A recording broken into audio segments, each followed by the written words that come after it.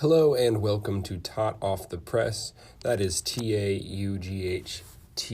Tot, not T-O-T. This is not about kids' news, but about news for teachers who work with those kids, not to be confused. Also rebranded recently from the name Today in Education, TIE, TIE. So today we're talking about something super significant. We've talked about this in the podcast previously on the thumb through.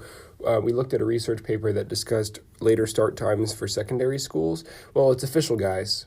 They've been listening.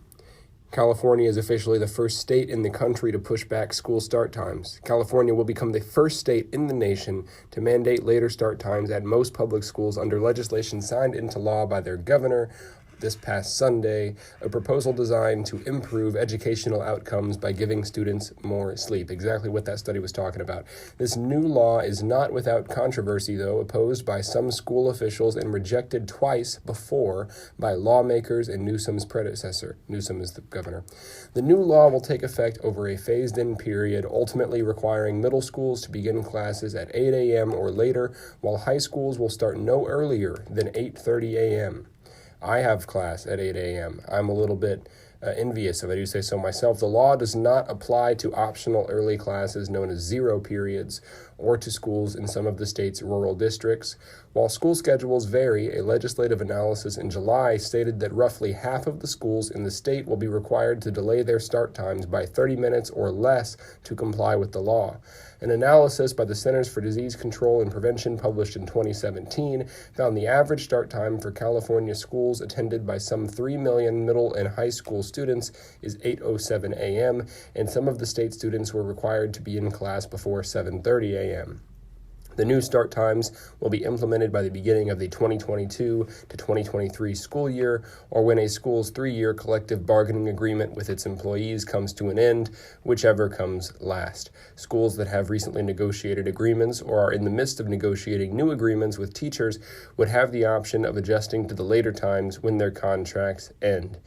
Now, in advocating for SB 328, that's the name of this proposition, State Senator Anthony Portantino, the author of the legislation, cited a 2014 opinion from the American Academy of Pediatrics that said middle and high schools in most districts should not start school until 8:30 a.m. Guys, I'm pretty sure that's what we read.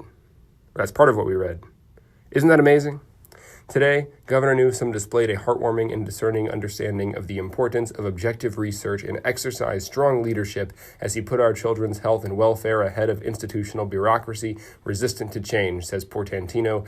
Generations of children will come to appreciate this historic day and our governor for taking bold action. Our children face a public health crisis. Shifting to a later start time will improve academic performance and save lives because it helps our children be healthier, unquote. Now, the question of whether to push back school start times has lingered for years across the nation, hotly debated by academics and health professionals.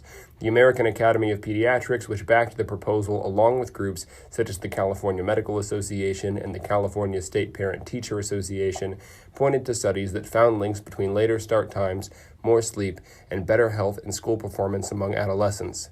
The pediatricians group said it recognizes insufficient sleep in adolescents as a public health issue, endorses the scientific rationale for later school start times, and acknowledges the potential benefits to students with regard to physical and mental health, safety, and academic achievement.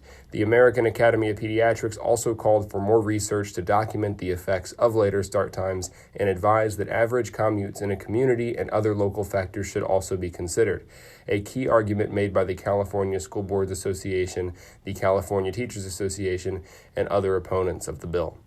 Teachers' unions and school districts generally argued that decisions about the appropriate time to begin classes should be determined at the local level, allowing districts and schools to determine schedules that best meet the needs of their communities. Opponents also pointed out the change could affect bus routes and result in higher district costs. They also said it could prevent parents from dropping their kids off at school before work and push extracurricular activities further into the evening. Newsom's signature on the bill came on the last day for him to act on legislation sent to his desk by lawmakers before they adjourned for the year. So this is perhaps a more complex issue and a more weighty decision than it immediately seems. There are many pros and cons. I would love to hear what you guys think about this. If you're watching this on YouTube, leave a comment below. If not, shoot me an email, jeshuadouglasnoel@gmail.com. You can find me on Twitter at jeshuadnoel.com. That's JESHUADNOEL. Thank you so much for listening. Have a wonderful day. Never stop learning. And get some sleep. Sleep in today. Why not? Don't even listen to this. Just sleep in. Have you thought about starting a podcast, but you're not sure where to begin? I recommend using Anchor. It's the easiest way to make a podcast, hands down. It's perfect for busy professionals like teachers because it gives you everything you need in one place. You have an app on your phone, or you have the website pulled up on your computer. They've got creation tools you can use to record and edit right there, and they'll distribute your podcast for you so it can be heard everywhere: Spotify, Apple Podcasts, Google Podcasts, and more. And you can easily make money from your podcast with no minimum listenership through either sponsorships like this one or through direct listener support. So download the Anchor app or go to anchor.fm to get started today.